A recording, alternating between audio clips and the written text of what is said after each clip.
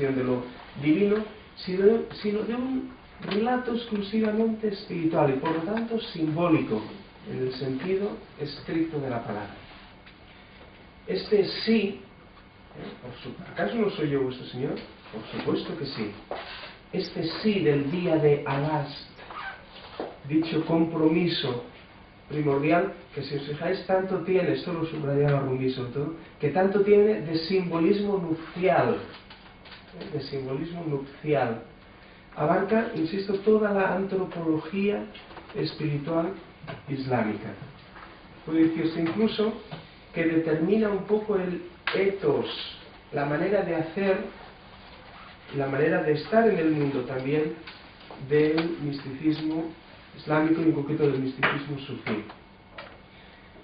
Podríamos decir, el objetivo del sabio sufí será pues retornar a la experiencia unitiva, no dual, del día de Alast. Podríamos decir, cuando solo, en términos teístas, cuando solo Él, cuando solo Dios era.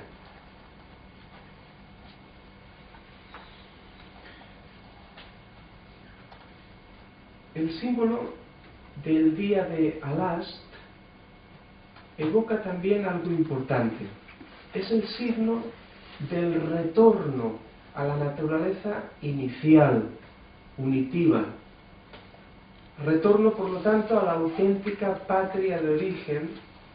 Ahora empleo lenguaje estrictamente sufí. Desde el oscuro exilio, este tema del exilio será, diríamos, un tema predilecto, digo, desde el oscuro exilio del mundo de la dispersión y la multiplicidad.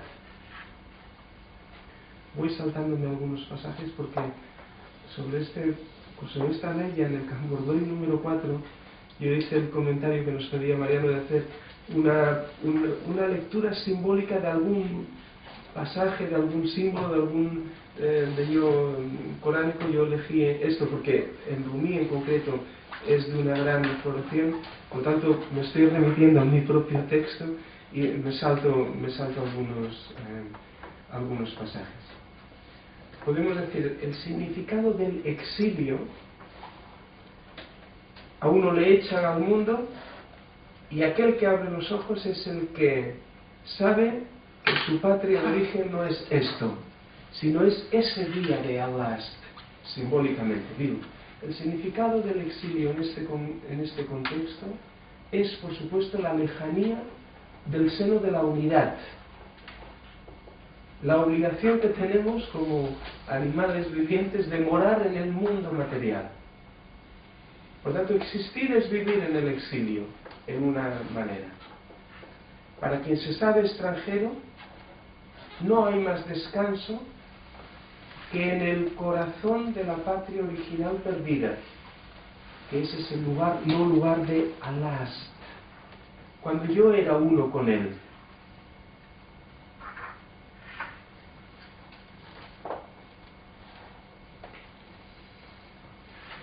Desde el instante en que el ser humano toma conciencia de su condición aquí, de su condición de exiliado, su vida no tendrá ya otro objetivo que el del retorno. Por consiguiente, el exiliado es siempre un viajero cuyo viaje es de retorno, de vuelta, pero que es un viaje que no acaba de consumarse jamás. Siempre está volviendo el expatriado, el exiliado. Es un viaje de retorno, de vuelta a casa, puesto que no hay nada nuevo que alcanzar ni descubrir, que no resida ya en él, nada que no habite en los pliegues de su interior. Desde el principio de los tiempos, simbólicamente, desde el día de Alast. Así pues, no marcha el exiliado en pos de lo desconocido, de lo raro, de lo excepcional, sino de lo conocido desde hace mucho tiempo, pero olvidado. La idea, por tanto, de olvido, de recuerdo, porque, esto es importante, porque ese y lo otro es el pecado, pongamos pecado en cursiva, la gran falta del hombre común, la negligencia. Esto es vivir en la desmemoria y el olvido de lo que realmente se es, o de que no se es nada. Podríamos decir, por tanto, mientras que el religioso y el moralista se lamentan de sus pecados, el que ha despertado, el exiliado, lo hace únicamente de sus olvidos, de sus momentos de falta de presencia, de su desatención. Dicho de otro modo, el pecado, si vale hablar así, del sabio no es otro que la inadvertencia del propio origen, el olvido, poéticamente, del día de Alast.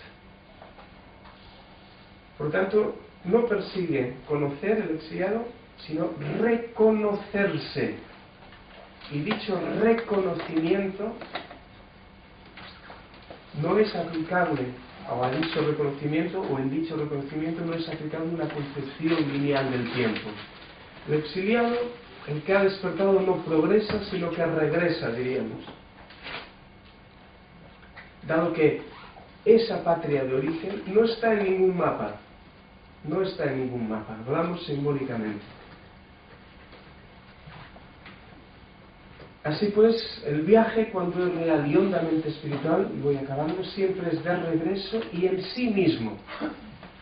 Responde así el sabio a la llamada de un pasaje coránico que ya vimos en su día. Regresa, se decía, que sirve de inspiración, digo, a toda esta doctrina tradicional sufí del exilio y el retorno. Dice, regresa, oh alma pacificada, silenciada diríamos en nuestro lenguaje, regresa a tu Señor satisfecha, complacida. Era la Zora 89, 27, 28. A diferencia del, con respeto, pero a diferencia del creyente musulmán a secas, aquel que permanece un poco varado en la letra, a diferencia de todos aquellos que viven este compromiso bajo la perspectiva dualista y siempre amenazadora de un Dios allá, alejado e inaccesible, severo y castigador, aunque no se le debe más que sumisión y obediencia, podríamos decir que esa es la naturaleza del sí temeroso del religioso a la pregunta del día de Alás. ¿Acaso soy yo vuestro Señor? Sí, pero es un sí temeroso. Los despiertos, yo diría aquí quizás el sufí despierto, descubrirán dicho compromiso la promesa nupcial, lo he dicho antes, del amor recíproco entre una imagen simbólica de un Dios amoroso, inmanente, vimos en su día más próximo que la propia vena yugular, el de un Dios que puede ser avistado, sentido y oído por doquier, porque todos son sus signos, y el de un ser humano rendidamente enamorado de dichos signos.